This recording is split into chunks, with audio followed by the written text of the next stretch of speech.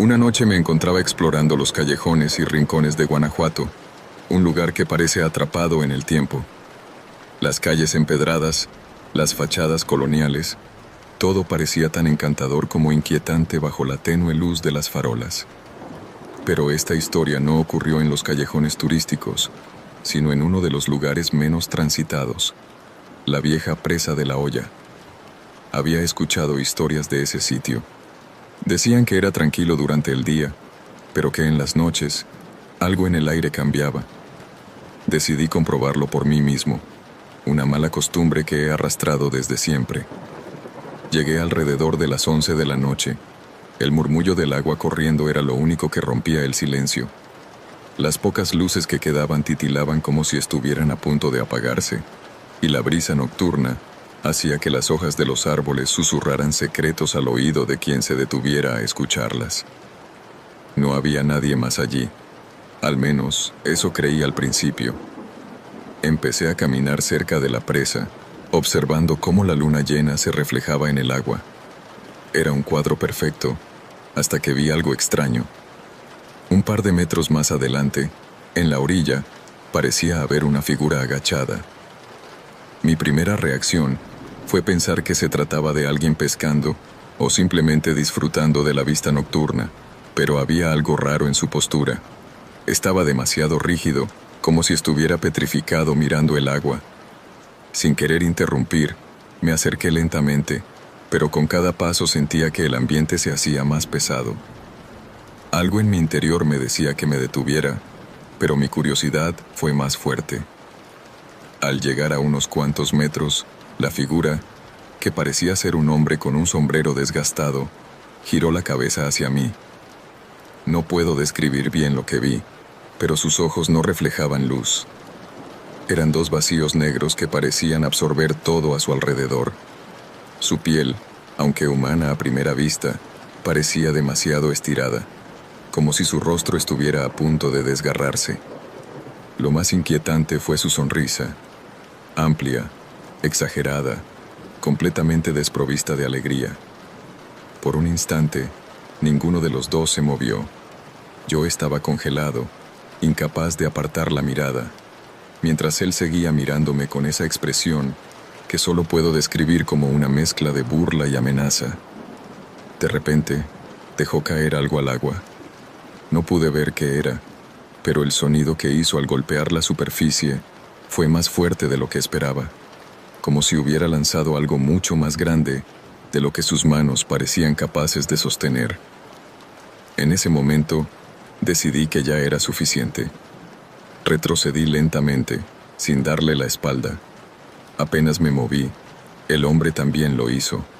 Se levantó con una lentitud deliberada, como si quisiera asegurarse de que viera cada uno de sus movimientos. Luego comenzó a caminar hacia mí. No corrí. Algo me decía que si lo hacía, él también lo haría.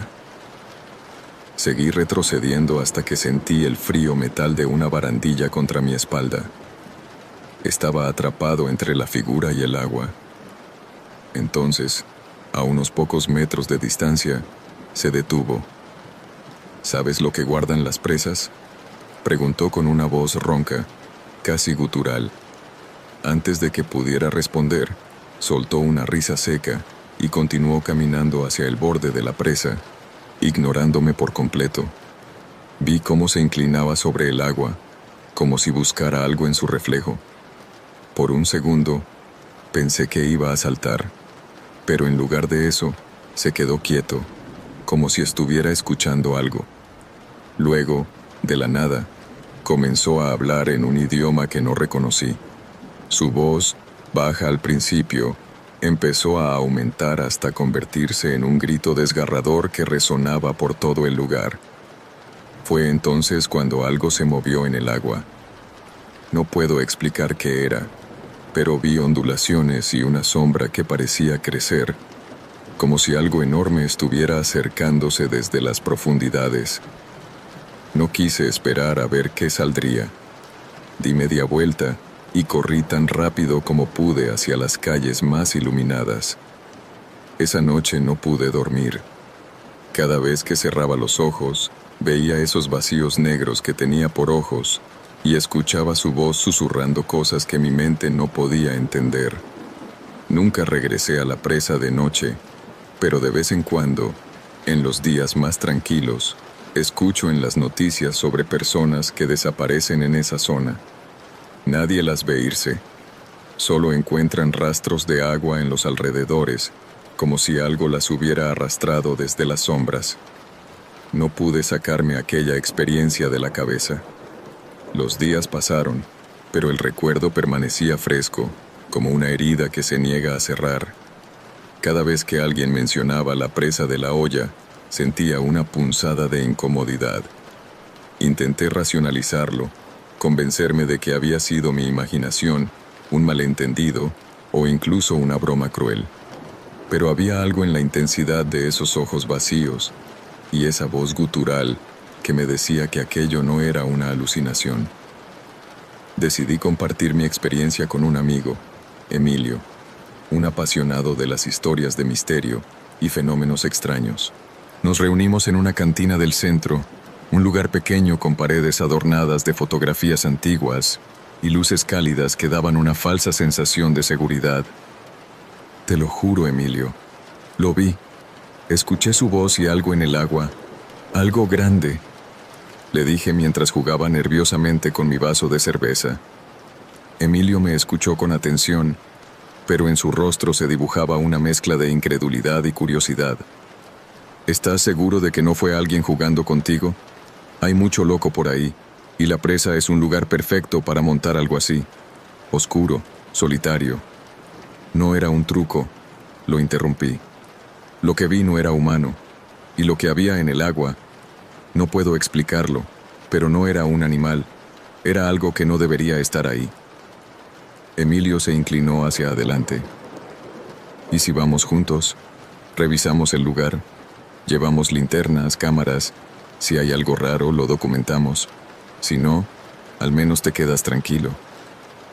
Me arrepentí de haberle contado todo cuando vi el brillo de emoción en sus ojos, pero Emilio tenía razón en algo. No podría seguir viviendo con esa incertidumbre, así que accedí. Quedamos en ir esa misma noche, pero esta vez con precauciones. Llegamos a la presa cerca de la medianoche.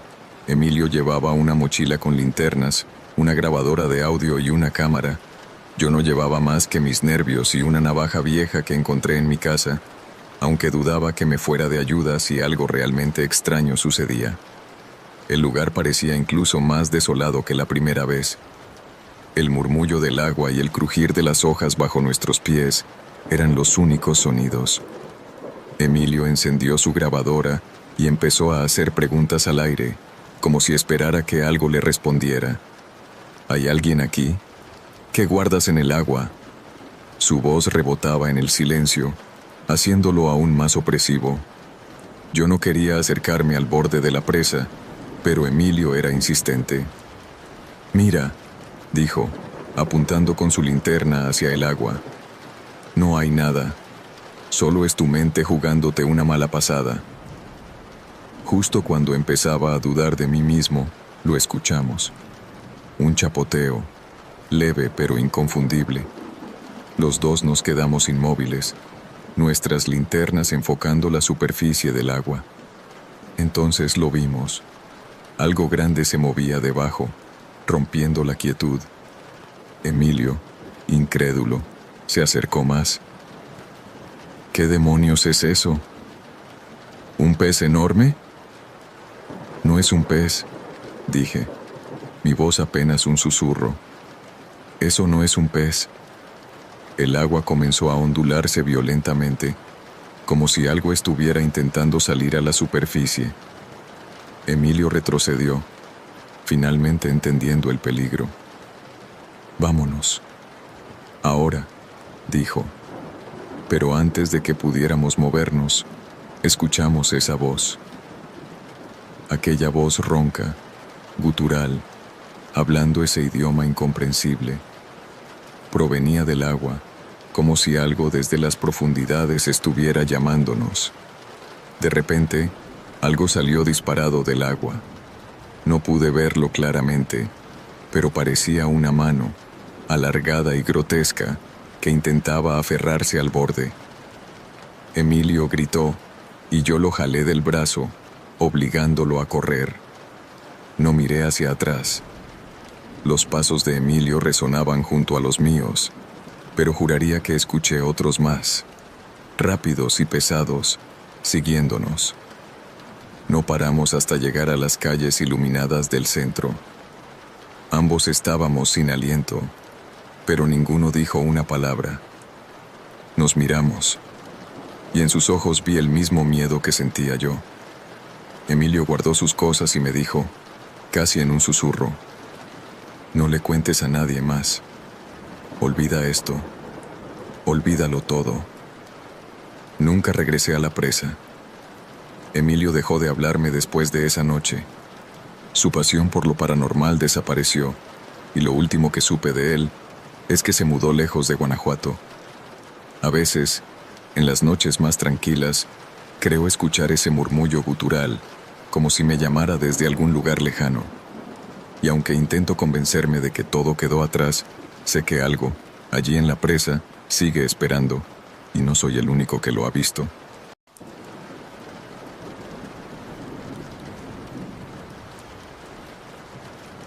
El aire en el callejón olía a humedad y tierra. Caminaba por las estrechas calles empedradas de Guanajuato, envuelto en la penumbra que proyectaban los faroles antiguos. Había terminado una reunión de trabajo tarde, en un bar cercano al Callejón del Beso. Decidí regresar a casa a pie. El encanto de la ciudad hacía que siempre valiera la pena caminar, incluso de noche. A medida que avanzaba, noté que las calles se vaciaban, como si la ciudad se recogiera en un silencio opresivo. Las risas y conversaciones lejanas de los turistas en el centro habían desaparecido. Ahora, solo quedaba el eco de mis propios pasos y el tenue rumor de hojas arrastradas por el viento. Había una calle que evitaba a menudo, una especie de callejón sin nombre entre el Callejón de la Condesa y el Teatro Cervantes. Siempre me pareció extraño, como si el aire en ese lugar pesara más. Pero esa noche, empujado por la pereza de rodear, decidí cruzarlo. Al principio no noté nada fuera de lo común, pero después de unos pasos, sentí una presencia detrás de mí. Era una sensación incómoda, como si alguien estuviera a pocos metros, observándome. Me detuve y miré hacia atrás, pero no había nadie. Solo el callejón vacío, iluminado por una farola parpadeante. Traté de calmarme, atribuyendo mi inquietud al cansancio y al ambiente lúgubre. Continué mi camino. Cuando llegué al punto medio del callejón, algo llamó mi atención. Un sonido sutil, como el crujido de hojas secas pisoteadas. Me giré de nuevo, y allí, en la penumbra, vi una figura. Era una silueta borrosa, apenas distinguible en la luz intermitente del farol. Era alta y delgada, con los brazos colgando a los lados en una posición anormalmente rígida. Tragué saliva y avancé más rápido, sintiendo cómo mi corazón se aceleraba. Sin embargo, mis pasos parecían ser seguidos por los de aquella figura. No corría, no se apresuraba, simplemente caminaba al mismo ritmo que yo, manteniendo siempre la misma distancia. Decidí acelerar el paso, y cuando alcancé la siguiente esquina, me detuve para mirar de nuevo. La figura ya no estaba. Respiré aliviado y reanudé mi camino. Pero esa calma no duró. Mientras salía del callejón y tomaba una calle más iluminada, vi algo que me hizo detenerme en seco. Frente a mí, unos metros más adelante, la misma figura me estaba esperando. Ahora, bajo la luz directa de un farol, podía verla claramente. Era un hombre. Llevaba un traje antiguo, gastado y cubierto de polvo. Su rostro, pálido y demacrado, parecía de cera. Pero lo que más me aterrorizó fueron sus ojos. Eran vacíos, como si no contuvieran alma alguna. Se movió hacia mí, lento pero seguro, y en su movimiento había algo antinatural, como si no perteneciera a este mundo. Quise gritar, pero mi voz no salió. Retrocedí unos pasos, tropezando con el empedrado. Al hacerlo, caí al suelo y perdí de vista al hombre por un segundo. Cuando levanté la mirada, había desaparecido. Me levanté apresuradamente y corrí, sin mirar atrás, hasta llegar a la plaza principal. Allí, la luz y las personas dispersas me devolvieron algo de seguridad, pero algo estaba mal. Mientras trataba de calmar mi respiración, noté un papel en mi mano. No recordaba haberlo tomado, pero allí estaba, doblado con cuidado. Lo abrí con manos temblorosas. El papel contenía un mensaje escrito con una caligrafía irregular. ¿Por qué cruzaste mi camino? Sentí un frío inusual recorrer mi cuerpo. Ese mensaje no estaba dirigido a cualquier transeúnte, sino a mí. No regresé a casa esa noche. Me quedé en el hotel más cercano, con las luces encendidas, esperando que el amanecer disipara el terror que se había apoderado de mí. Desde entonces, nunca he vuelto a cruzar ese callejón, y cada vez que camino por Guanajuato, siento que alguien, algo, me sigue. Solo espero no volver a cruzar su camino. Durante semanas, traté de olvidar lo ocurrido aquella noche, pero Guanajuato, con sus calles estrechas y pasadizos ocultos, no me dejó. Siempre había una esquina, un callejón, un reflejo en los ventanales que me recordaban a aquella figura. Intenté razonar conmigo mismo. Tal vez había sido una alucinación provocada por el cansancio o el tequila que había tomado en el bar, pero cada vez que miraba el papel, el mensaje permanecía allí, claro y nítido. ¿Por qué cruzaste mi camino? Un amigo, al que finalmente le confié lo sucedido, intentó animarme llevándome al mercado Hidalgo. Me dijo que distraerme con la multitud y la vida cotidiana me ayudaría. Pero incluso allí, entre los gritos de los vendedores y los olores a frutas frescas y especias, me sentí observado. No era paranoia, lo sabía. Sentí esos ojos vacíos clavados en mi nuca. Salí del mercado apresuradamente y tomé un taxi a casa. Mientras avanzábamos por las calles adoquinadas, vi algo que me heló la sangre. En una esquina, justo donde comenzaba aquel callejón sin nombre, la figura estaba allí otra vez, inmóvil, observándome. Grité al taxista que no se detuviera. El hombre, alarmado, aceleró, pero su rostro reflejaba más curiosidad que preocupación. ¿Está todo bien, joven?, preguntó mientras yo intentaba controlar mi respiración. No respondí, solo miré por la ventana, esperando que la figura no apareciera más. Esa noche no pude dormir. Sentado en mi sala, con todas las luces encendidas, repasaba una y otra vez en mi mente lo que había sucedido. Entonces, la electricidad falló.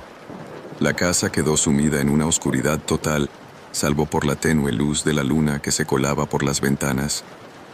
Escuché algo. Al principio, un ruido leve, como un roce en el suelo.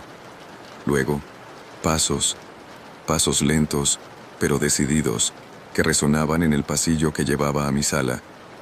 Mi corazón latía con tanta fuerza que sentía que me iba a explotar el pecho.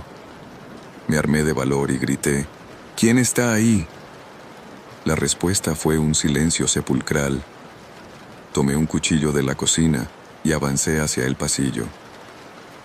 Estaba vacío, pero cuando regresé a la sala, lo vi. Estaba allí, de pie, junto a la ventana, la figura del hombre con traje antiguo, su rostro pálido, sus ojos vacíos. Parpadeé y desapareció, pero el papel que había estado guardado en mi escritorio ahora estaba en el suelo, junto a donde había estado la figura. Lo recogí, temblando, y vi que había un nuevo mensaje. Advertí que no te acercaras.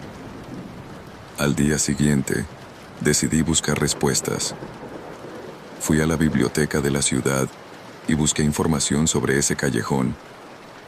La encargada, una mujer mayor de cabello gris, frunció el ceño cuando mencioné el lugar. Ese callejón tiene mala fama, dijo. Dicen que en el siglo XIX, un hombre fue encontrado muerto allí, un viajero que se desvió de su camino. Nadie sabe cómo murió, pero desde entonces se han reportado cosas extrañas. Pregunté más, pero la mujer se limitó a decir: hay cosas que es mejor no buscar, joven. Si yo fuera usted, evitaría ese lugar. Regresé a casa sintiéndome más confundido y aterrado. Esa noche, mientras intentaba dormir, sentí algo extraño, un peso, como si alguien estuviera sentado al pie de mi cama. Abrí los ojos lentamente y, en la penumbra, vi la silueta. Estaba allí, inmóvil, mirándome. No recuerdo cómo terminé corriendo hacia la calle. Descalzo y en pijama, deambulé por la ciudad hasta que amaneció. Desde entonces, dejé Guanajuato. Me mudé con familiares en otra ciudad, dejando atrás mi trabajo, mis pertenencias, mi vida entera. Pero nunca he dejado de sentir que alguien me sigue. En cada esquina, en cada sombra, en cada noche silenciosa, siento su presencia.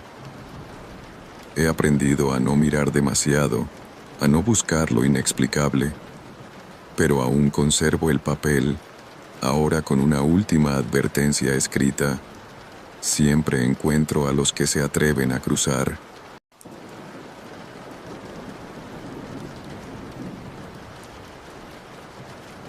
Desde que tengo memoria siempre he sentido una conexión especial con Guanajuato, con sus callejones empedrados, sus leyendas de fantasmas y sus noches eternamente cubiertas por un manto de misterio. Pero nunca imaginé que viviría algo que me marcara para siempre. Todo empezó cuando un amigo me invitó a pasar un fin de semana en su casa, ubicada cerca de un pueblo pequeño, no muy lejos de Dolores Hidalgo.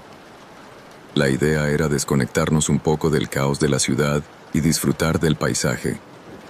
Su hogar estaba en una zona semirural, rodeada de campos, cerros y una vista impresionante del horizonte. Acepté sin dudarlo, sin saber que aquella escapada cambiaría mi vida. Llegamos al caer la tarde, justo cuando el sol teñía el cielo de un color anaranjado intenso. La casa era modesta pero acogedora, construida con ladrillos y madera. Los vecinos más cercanos estaban a varios kilómetros, lo que nos daba una sensación de aislamiento. Pasamos las primeras horas entre risas, cervezas y carne asada, disfrutando de la tranquilidad que solo el campo puede ofrecer. Cuando la noche cayó, mi amigo mencionó algo que me llamó la atención. Dijo que, aunque el lugar era hermoso, había un detalle inquietante. En el pueblo corrían historias de que los cerros cercanos estaban cargados, una expresión que usaban para decir que allí pasaban cosas extrañas. Algunos hablaban de luces que se movían entre los árboles, otros de voces que se escuchaban en la lejanía, siempre cerca pero nunca visibles. Yo me burlé, lo admito. Soy escéptico por naturaleza y esas cosas nunca me han quitado el sueño. Mi amigo se rió también, pero noté un leve nerviosismo en su tono, como si en el fondo no estuviera tan seguro de que todo fuera solo superstición. Después de cenar, decidimos salir a caminar un poco. Era una noche sin luna, y las estrellas brillaban con una intensidad casi hipnótica. Llevábamos una linterna y un termo con café, y nos aventuramos por un camino de terracería que atravesaba el campo. Mientras avanzábamos, todo estaba en silencio, salvo por el crujir de nuestras botas sobre las piedras y el ocasional sonido de algún grillo o búho. Habíamos caminado quizá unos 2 kilómetros cuando lo vimos por primera vez. Una luz. Era tenue, como si alguien estuviera sosteniendo una vela en medio del monte. Mi amigo y yo nos detuvimos y la observamos en silencio. La luz se movía de forma errática, a veces acercándose, a veces alejándose, como si estuviera flotando. «Debe ser algún campesino», dije, aunque en el fondo no me lo creía. Estábamos demasiado lejos de cualquier casa para que alguien estuviera allí a esas horas. La seguimos con la mirada por varios minutos, hasta que desapareció tras un cerro. Mi amigo propuso regresar, pero yo, quizás por curiosidad o simple necedad, insistí en que siguiéramos un poco más. Avanzamos en dirección al cerro, iluminando el camino con la linterna. La atmósfera se sentía más pesada a cada paso, y un viento frío comenzó a soplar, aunque no había nubes en el cielo. Al llegar al pie del cerro, todo cambió. La linterna comenzó a parpadear, como si las baterías estuvieran fallando, y un olor extraño invadió el aire, una mezcla de tierra húmeda y algo más, algo metálico. Entonces lo escuchamos, un sonido bajo y rítmico, como un tambor lejano. No podía identificar de dónde venía, pero parecía resonar en el suelo, en el aire, en nuestras cabezas. Mi amigo estaba pálido. Me dijo que debíamos irnos, pero antes de que pudiéramos dar la vuelta, la luz volvió a aparecer, esta vez mucho más cerca. No era una vela ni una lámpara, era algo más brillante, algo que parecía palpitar, como si estuviera vivo. No sé qué fue lo que me impulsó a dar un paso hacia ella, pero lo hice, y en ese instante sentí un golpe seco en el pecho, como si una fuerza invisible me hubiera empujado. Caí al suelo, y todo a mi alrededor se desvaneció en una oscuridad total. Cuando abrí los ojos, estaba solo. La linterna estaba apagada, y mi amigo había desaparecido. Grité su nombre, pero no obtuve respuesta. El tambor seguía sonando, ahora más fuerte, más cercano. Sentí un miedo que nunca antes había experimentado, una sensación de vulnerabilidad absoluta. Corrí. No sé cuánto tiempo pasé corriendo, pero eventualmente encontré el camino de regreso. La casa estaba a oscuras, y mi amigo seguía sin aparecer. Decidí entrar y esperar, confiando en que eventualmente regresaría. Pero no lo hizo. A la mañana siguiente, lo buscaron las autoridades locales y los vecinos, pero nunca lo encontraron. El único rastro que quedó de él fueron sus huellas, que llevaban hasta el pie del cerro y desaparecían justo donde había aparecido la luz. Nadie pudo explicarlo. Desde entonces, he evitado regresar a Guanajuato. No puedo olvidar esa sensación, ese sonido, esa luz que parecía observarme desde la oscuridad. Quizás algún día encuentre el valor para volver y buscar respuestas, pero hasta entonces, esa noche seguirá persiguiéndome en mis sueños. Después de aquel suceso, los días siguientes se convirtieron en un torbellino de preguntas sin respuesta. La policía del pueblo hizo lo que pudo, pero no encontraron nada más allá de las huellas. Me interrogaron varias veces, queriendo saber exactamente qué habíamos visto. Conté la historia con la mayor claridad posible, pero cada vez que lo hacía, notaba la misma expresión en sus rostros, incredulidad mezclada con lástima, como si pensaran que había perdido la razón. Los vecinos, en cambio, parecían menos sorprendidos. Uno de ellos, un anciano de cabello blanco y ojos cansados, se acercó después de uno de los interrogatorios y me dijo algo que me heló la sangre. Esa luz no es nueva. La hemos visto antes. Siempre lleva algo o a alguien. Me contó que, según las historias del pueblo, las luces aparecían en los cerros desde hacía generaciones. Algunos las llamaban las almas errantes, otros los guardianes del monte. Pero nadie sabía realmente qué eran ni qué querían. Intenté mantenerme escéptico. Mi mente buscaba explicaciones racionales. Gases del subsuelo, alucinaciones causadas por el miedo, cualquier cosa que tuviera sentido. Pero cada noche, al intentar dormir, el sonido del tambor volvía a mi mente, resonando en mis sueños como un eco interminable. Al tercer día, decidí regresar al cerro. No tenía una razón clara, solo una mezcla de culpa y desesperación que no podía ignorar. Llevé conmigo una linterna nueva, una cuerda y un cuchillo. aunque sabía que ninguna de esas cosas me protegería de lo que pudiera encontrar. El camino hacia el cerro se sentía diferente esta vez. Durante el día, el paisaje era menos intimidante, pero había una calma extraña en el aire, como si el lugar mismo supiera que estaba siendo observado. Cuando llegué al pie del cerro, el olor metálico volvió, esta vez más intenso. Miré alrededor, tratando de encontrar algún rastro de mi amigo, pero no había nada. Solo rocas, tierra y un silencio abrumador.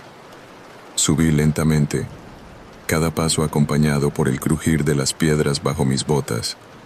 Sentía que algo me vigilaba, pero cada vez que volteaba, no veía nada. Finalmente, llegué a un claro cerca de la cima. Allí, el suelo estaba cubierto de cenizas negras, formando un círculo casi perfecto. En el centro, había una pequeña roca lisa con marcas extrañas, como si hubieran sido talladas a mano, pero eran demasiado precisas, demasiado complejas para ser obra de alguien del pueblo. Me agaché para examinarla y, sin querer, toqué las marcas con la punta de los dedos. En ese instante, el tambor comenzó de nuevo, esta vez tan fuerte que sentí que mi pecho iba a explotar. La luz apareció de nuevo, pero ahora era diferente, más grande, más intensa, casi cegadora. Retrocedí, tropezando y cayendo al suelo. Quise correr, pero mis piernas no respondían. La luz se detuvo frente a mí, pulsando como un corazón gigante. Quise gritar, pero no pude emitir ningún sonido. Entonces, escuché algo más, una voz. Era baja, casi un susurro, y no venía de la luz, sino de dentro de mi cabeza. ¿Por qué regresas?, dijo. Él eligió quedarse. Sentí un frío helado recorriéndome el cuerpo. Quise preguntar qué significaba eso, pero antes de que pudiera siquiera pensar en una respuesta, la luz comenzó a alejarse, flotando hacia el horizonte. Quise seguirla, pero algo en mí sabía que no debía hacerlo. Cuando la luz desapareció, el tambor se detuvo y el silencio regresó. No sé cómo logré bajar del cerro. Mis piernas se sentían como de plomo y mi mente no podía procesar lo que acababa de ocurrir. Cuando finalmente llegué a la casa, el sol estaba saliendo y los primeros rayos iluminaron el paisaje como si nada hubiera pasado. Regresé a la ciudad ese mismo día, dejando atrás a mi amigo, al cerro y a esa luz maldita. No volví a hablar del tema con nadie, y con el tiempo, aprendí a vivir con las pesadillas. Pero cada vez que escucho un tambor en la distancia o veo una luz extraña en el horizonte, mi corazón se detiene por un momento. Y entonces, recuerdo esas palabras. Él eligió quedarse. Y me pregunto, ¿qué fue lo que vio o sintió mi amigo para tomar esa decisión? ¿Y qué significa realmente quedarse en un lugar como ese? Quizás nunca lo sepa, pero una cosa es segura. Guanajuato no es solo tierra de leyendas, es un lugar donde lo inexplicable vive y respira, escondido en las sombras de sus cerros. Y yo fui testigo de ello.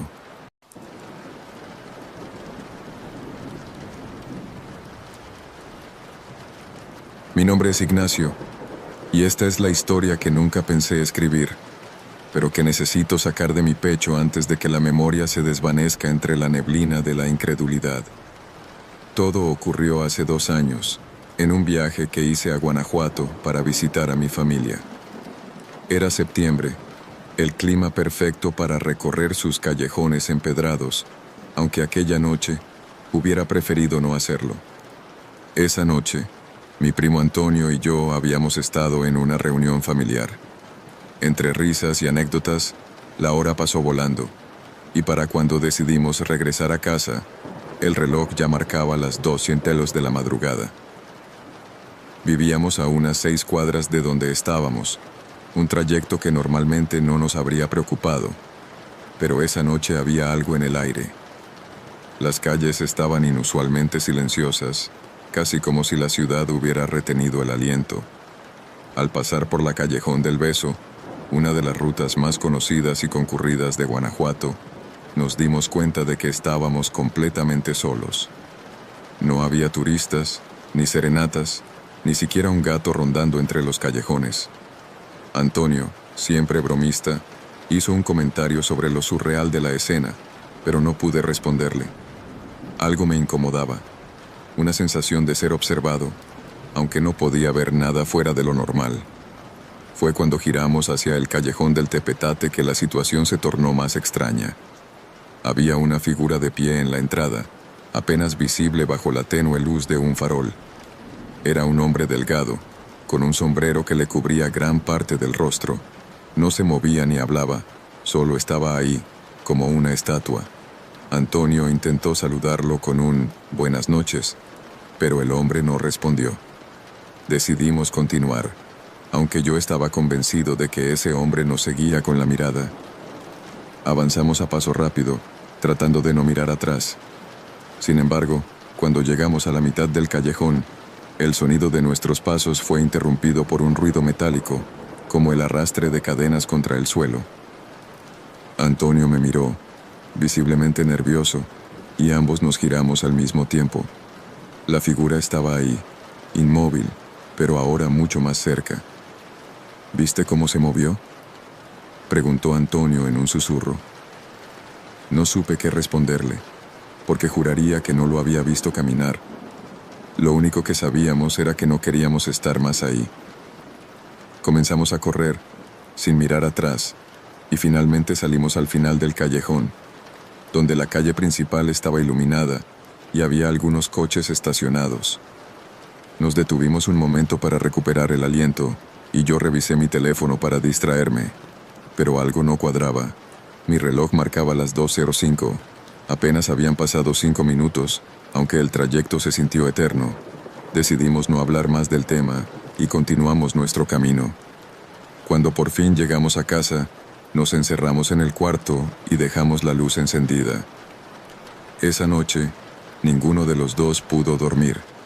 Antonio confesó que, al salir del callejón, vio al hombre parado a unos metros de nosotros, aunque yo no lo había notado. Lo peor llegó a la mañana siguiente. Mi tía, al vernos tan pálidos, preguntó qué nos pasaba. Le contamos lo ocurrido, esperando que se riera o nos dijera que todo había sido producto de nuestra imaginación. Pero en lugar de eso, su rostro se puso serio. Ese callejón. Dicen que a veces se aparece un hombre buscando algo o alguien, nos dijo. Nos contó que en los años 50, un minero que vivía en la zona murió en circunstancias extrañas, y desde entonces se han reportado encuentros similares con una figura que parece moverse sin ser vista, siempre en busca de algo que nadie logra identificar. Antonio y yo no volvimos a pasar por ese callejón. La experiencia nos dejó marcados, no tanto por lo que vimos, sino por lo que sentimos. Hasta hoy, no puedo explicar lo que ocurrió esa noche, pero cada vez que pienso en ello, siento el mismo peso en el pecho y un vacío en el estómago. Tal vez nunca sabremos qué fue lo que realmente pasó, pero una cosa es segura. Hay cosas en esta vida que es mejor no intentar entender. Después de aquella noche, la vida en Guanajuato continuó como si nada hubiera pasado. Mi familia volvió a sus rutinas, y Antonio y yo intentamos hacer lo mismo, aunque en el fondo sabíamos que algo en nosotros había cambiado. El callejón del Tepetate se convirtió en un lugar que evitábamos a toda costa, incluso durante el día. Pero el miedo, como siempre, tiene una forma peculiar de encontrar caminos para alcanzarte. Unos meses después, volví a Guanajuato para el Día de Muertos, una fecha que siempre he considerado mágica y reconfortante. La ciudad estaba cubierta de colores, con altares en cada esquina y el aroma dulce del pan de muerto en el aire. Era difícil sentirse inseguro en un ambiente tan festivo, pero Antonio y yo aún llevábamos el peso de aquella experiencia. Una tarde, Mientras recorríamos los mercados en busca de calaveritas para los altares, Antonio me tomó del brazo con una fuerza que no le conocía. Su rostro estaba pálido y sus ojos parecían clavados en algo detrás de mí. Ignacio, voltea lentamente, me dijo en un susurro tenso. Cuando lo hice, lo vi. El hombre del sombrero estaba parado a unos metros, inmóvil, en medio de la multitud. Su figura destacaba entre las personas que pasaban junto a él como si no lo vieran. Era imposible que no lo notaran. Su aspecto tenía algo tan antinatural que parecía gritar por atención. Pero nadie más parecía consciente de su presencia. ¿Qué hacemos?, pregunté, tratando de mantener la calma, mientras mi pecho se contraía con el mismo pánico de aquella noche en el callejón. Antonio no respondió. Solo me jaló del brazo y comenzó a caminar rápidamente hacia la salida del mercado. Miré de reojo una última vez y vi que el hombre seguía ahí, sin moverse, pero con la cabeza ligeramente inclinada en nuestra dirección, como si nos estuviera despidiendo. Esa noche, el miedo nos invadió de nuevo. Antonio sugirió que habláramos con un conocido de la familia, don Julián, un anciano que llevaba décadas viviendo en la ciudad y era conocido por saber más de la historia de Guanajuato que cualquier libro. Cuando le contamos lo que habíamos visto, su expresión se tornó grave. ¿Dijeron que llevaba un sombrero? ¿Que no caminaba pero aparecía más cerca de ustedes?, preguntó. Asentimos, y él suspiró profundamente. Ese es el hombre del Paso Roto. No es la primera vez que escucho sobre él, pero no suelen verlo en lugares concurridos como un mercado. Siempre está en callejones o en sitios solitarios. Cuentan que está buscando algo o a alguien, pero nadie sabe qué. Algunos dicen que fue traicionado y asesinado en vida y que no descansará hasta encontrar justicia. Don Julián nos recomendó no hablar más del tema, para no invitarlo, como dijo con un tono que no permitió preguntas. También nos sugirió que evitáramos salir de noche, aunque no dio explicaciones. Antonio y yo seguimos su consejo, al menos durante el tiempo que estuve en Guanajuato. Sin embargo, las cosas no terminaron ahí. Poco antes de regresar a mi ciudad, recibí una llamada de Antonio, quien estaba visiblemente alterado. Ignacio, algo raro está pasando.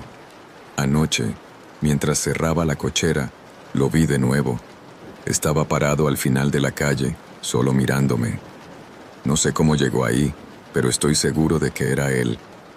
Esa fue la última vez que hablamos del hombre del Paso Roto. Nunca volví a verlo, pero Antonio me confesó meses después que las apariciones continuaron, aunque cada vez más esporádicas y siempre en momentos donde estaba solo. No puedo evitar sentir culpa por haber involucrado a mi primo en aquella experiencia, aunque ninguno de los dos pudiera haberlo previsto. Ahora, cuando pienso en Guanajuato, una parte de mí todavía siente el peso de esos encuentros. Tal vez el hombre del Paso Roto sigue ahí, buscando en los callejones, en los mercados, en las calles empedradas de esa hermosa ciudad. No sé qué encontrará, ni a quién, pero sé que no quiero ser parte de su búsqueda nunca más.